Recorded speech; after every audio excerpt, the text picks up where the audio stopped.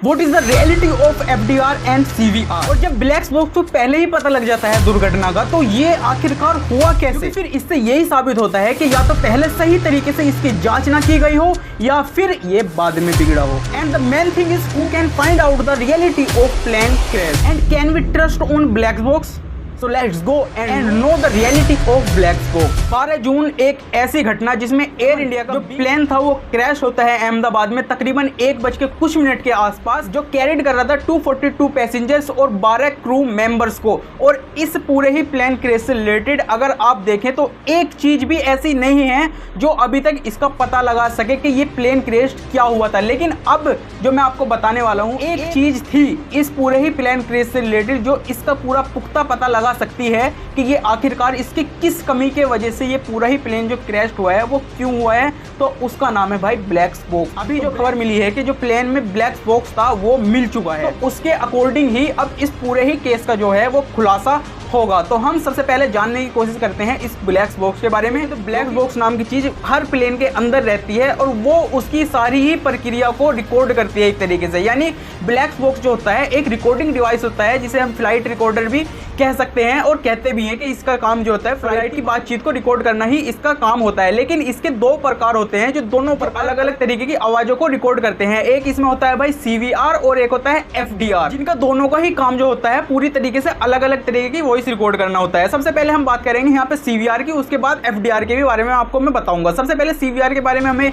जानना जरूरी है कि ये किस तरीके की आवाजों को रिकॉर्ड करता है और इससे हमें क्या मदद मिल सकती है इस पूरे ही केस को जानने के लिए। CVR यानी कॉकपिट वॉइस रिकॉर्डर, जिसका ये काम होता है कॉकपिट में हुई जो पायलट और क्रू के बीच में हुई हुई बातचीत को इसका काम होता है रिकॉर्ड करना। इंजन की आवाज को रिकॉर्ड करना या कुछ भी अलार्म वगैरह की आवाज को ये रिकॉर्ड करता है। इससे ये पता लग सकता है कि इसमें इंजन में ये दिक्कत है, क्योंकि उससे इंजन की सारी रिकॉर्डिंग हो जाती है इस ब्लैक बॉक्स के द्वारा, जो कि आगे चलने वाली दुर्घटनाओं को घटित करने से पहले ही भाई रोक सकता है। लेकिन मेन सवाल फिर यही निकल के आता है, जब कॉकपिट वॉइस रिकॉर्डर अपने इंजन वगैरह का सारा काम बिल्कुल प्रॉपर तरीके से कर रहा था, तो फिर भी उसके बावजूद भी ये क्रैश कैसे हुआ? तो इसकी सारी जानकारी ये ब्लैक बॉक्स जब खुलेगा उसके बाद आपको ऑटोमेटिकली ही न्यूज के द्वारा मिल जाएगी। आखिरकार फिर मैं भी आपको बता दूंगा इसमें कि ये परेशानी इसके उससे मिली है। अब CVR के बाद हम FDR के बारे में जानने की कोशिश करते हैं। FDR यानी फ्लाइट डेटा रिकॉर्डर। इसका पूरा ही काम जो होता है विमान की बिल्कुल तकनीक से बिल्कुल छोटी छोटी तकनीक की कोई चीजें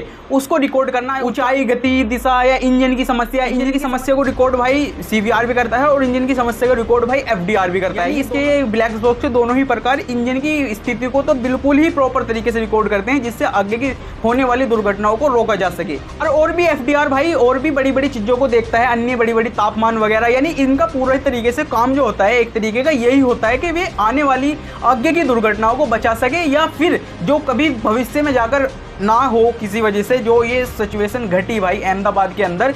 मैं यही चाहता हूँ या आप भी यही चाहेंगे कि ऐसी स्थिति कभी भी स्थित ना हो किसी भी देश के लिए, इंडिया के लिए नहीं, किसी भी देश में ये स्थिति स्थित ना हो, क्योंकि ये बहुत बड़ा इम्पैक्ट छोड़ देता है एक पूरे ही देश के ऊपर। क्योंकि अगर आप देखें तो ये पूरे ही एयर इंडिया की सिस्टम को इस तरीके की जब फ्लाइट किसी भी तरीके से क्रैश वगैरह होती है तो ये पूरा ही हैंग कर सकता है सिस्टम को एक तरीके से। क्योंकि अगर आप देखें तो इसकी एयर इंडिया की समस्या ये आज की नहीं है जो आज ये क्रैश हुआ है भाई, लोगों ने बहुत टिप्पणी की है इसके ऊपर पहले।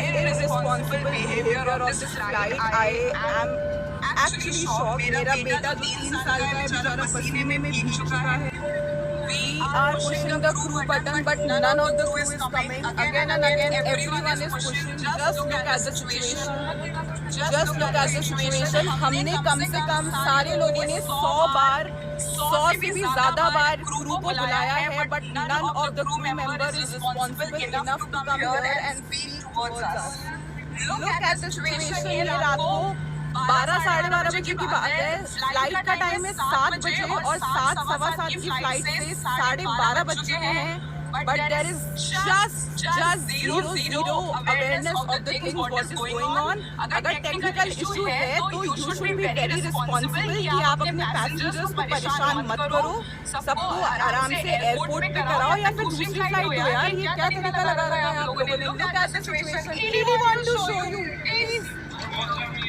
है इसके ऊपर पहले से ही बता के चले हैं कि इसमें ये गलती हो रही है, यहाँ पर ये सुरक्षा प्राप्त नहीं हो रही, यहाँ पे ये तकनीकी चीज़ें ठीक नहीं हो रही। तो ये पहले से ही चलती हुई रीत आ रही थी इनकी, लेकिन इन्होंने बिल्कुल भी ध्यान नहीं दिया, लोगों की समस्याओं को बिल्कुल भी समझाने की कोशिश नहीं की। लेकिन मेन चीज़ ये भी निकल के आती है, यही प्लान ये ब्रिटेन जाने से पहले 2-3 जगह और भी जा चुका था, उसके बावजूद भी ऐसी समस्या घटती हैं। तो इसका क्या मतलब है? क्योंकि अगर आप देखो जब प्लेन जिस समय पे क्रैश, जब ये हॉस्टल के ऊपर ही क्रैश होता है, तो अगर आप देखोगे तो प्लेन आगे से उठा हुआ था, पीछे की तरफ झुका हुआ था, यानी पायलट ने पूरी ही कोशिश की अपनी कि मैं इस प्लेन को बचा सकूं। लेकिन फिर भी भाई जो भगवान को मंजूर होता है फिर वही होता है, जो कि हम सोच कर भी नहीं सोच सकते कि वहाँ पर उन फैमिली मेंबर्स का क्या हाल हो रहा होगा देख के, कि जो अपने परिवार को खुश जाता हुआ छोड़ के गए थे और उसके बाद वहाँ से टेक ऑफ करने के तुरंत बाद ही खबर मिलती है कि प्लेन क्रैश हो चुका है।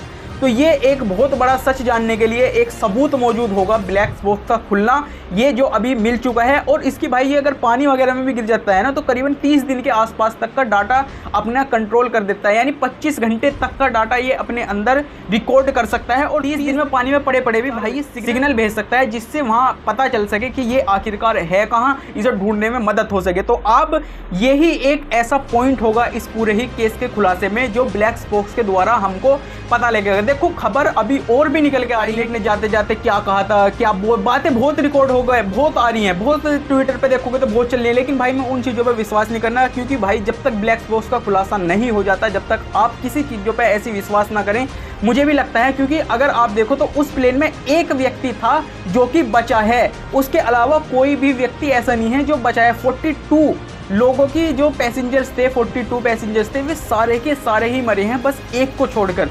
तो ये एक बहुत बड़ा सवाल छोड़ के जाता है कि हम इस चीज़ पर कैसे विश्वास कर लें कि पायलट ने क्या कहा था, क्यों कहा था, कैसे कहा था। लेकिन मेन चीज़ यहाँ पे ये भी निकल के नहीं आती कि पायलट ने क्या कहा था, क्यों कहा था, कैसे कहा था, क्योंकि ब्लैक बॉक्स वो हमें सारी ही चीज़ आगे चल के बता देगा। क्योंकि इसका वर्क ये होता है, ये सारी चीज़ों को भाई पलटवार कर सकता है और ये खोल कर रख देगा सारी सिचुएशन को कि वहाँ पर क्या घटा था। लेकिन मैं अब छोटी सी चीज़ आपको यही करना चाहूँगा कि जो भी सिचुएशन ये हमारे देश में घटी है भाई, फ्यूचर में पहले तो घटे ना, पूरे ही वर्ल्ड में ऐसी कभी भी हमें सूचना देखने को ना ही मिले। क्योंकि जब आपके पास ब्लैक बॉक्स का रिकॉर्ड होता है तो आप पहले चेक कर सकते थे उसे। क्योंकि जहाँ तक कि मैं अभी रिसर्च कर सकता हूँ, जब तक मैंने अभी इसके बारे में पढ़ा है ब्लैक बॉक्स के, तो ये आगे आने वाली दुर्घटनाओं को पहले ही सूचित कर देता है, कि ये बता देता है कि ये चीज़ें इस चीज़ में दिक्कत आ रही हैं। लेकिन ऐसा क्या होता है जो टेक ऑफ करते ही भाई ये सिचुएशन पैदा हो गई कि थोड़ी दूर चलते ही भाई प्लेन क्रैश हो जाता है। तो मैं बस यही जानने की कोशिश कर रहा हूँ, मेरे समझ में पूरे ही इस केस को स्टडी मैंने जब किया तो बस यही चीज़ समझ में नहीं आ रही कि ब्लैक बॉक्स का काम जब पहले ही सूचना देना है तो ये हुआ तो हुआ कैसे और क्यों हुआ आखिरकार, ये पहले जानना। क्योंकि या तो फिर यही सिचुएशन पैदा होती है ना कि हमने ब्लैक बॉक्स की जानकारी हमने ली ही नहीं। अगर हम ब्लैक बॉक्स को कहीं पे उड़ाने से पहले कुछ चीज़ें अगर देख लेते उसमें कि स्थिति कुछ ख़राब थी या नहीं थी, तो पहले ही पता चल जाता। लेकिन या ये भी हो सकती है सिचुएशन कि भाई वो उड़ने जब फ्लाइट टेक ऑफ करा उसने फ्लाइट ने, तो उसके बाद ये समस्या क्रिएट हुई हो, जो कि ब्लैक बॉक्स को उस समय पे ना पता चला हो, लेकिन बाद में ये समस्या जो अब क्रिएट हुई हो तो अब ब्लैक बॉक्स खुलने के बाद ही पता चले। लेकिन अब एक सवाल यहाँ पे ये भी निकल के आता है कि भाई इतने बड़े प्लेन क्रैश में आखिरकार जो ब्लैक बॉक्स है वो कैसे बच गया। क्योंकि भाई ये जो ब्लैक बॉक्स बना होता है ये टाइटेनियम या स्टील से बना होता है पूरी तरीके से, जिसकी क्षमता होती है 1100 डिग्री तक का सेल्सियस जो तापमान है उसे झेलने की क्षमता इसके अंदर मौजूद होती है। तो ये इसलिए ही ये बच जाता है सारे ही सिचुएशन में। आज के लिए बस इतना ही, क्योंकि भाई इस केस से रिलेटेड मैं और भी वीडियोस बना सकता था, पहले से ही बना सकता था, लेकिन मेरे पे बोलना ही नहीं गया इस चीज़ के रिलेटेड कि मैं इस चीज़ के ऊपर कुछ बात भी कर सकता हूँ। लेकिन बस ये वीडियो मैंने इसलिए बनाई कि आपको थोड़ी सी जानकारी दे दूं ब्लैक बॉक्स के बारे में, आखिरकार क्या है, कैसे है। तो वो शायद आपको अगर थोड़ी सी भी नॉलेजेबल लगी हो, आपको पता चला हो ब्लैक बॉक्स के बारे में सारी चीज़ों के, और घटना से रिलेटेड भी मैंने थोड़ा थोड़ा आपको बता दिया था शुरू में ही, और सारी चीज़ों के बारे में मैं जानकारी दे चुका हूँ। आई होप पूरा ही चीज़ें आपको क्लियर तरीके से समझ में आ गई होंगे। अगर आ गई हैं पूरी तरीके से तो लाइक कमेंट से सब्सक्राइब कर सकते हैं, आपका ही चैनल है, दबा सकते हैं आप। आज के लिए इतना ही, जब तक के लिए राम राम जी।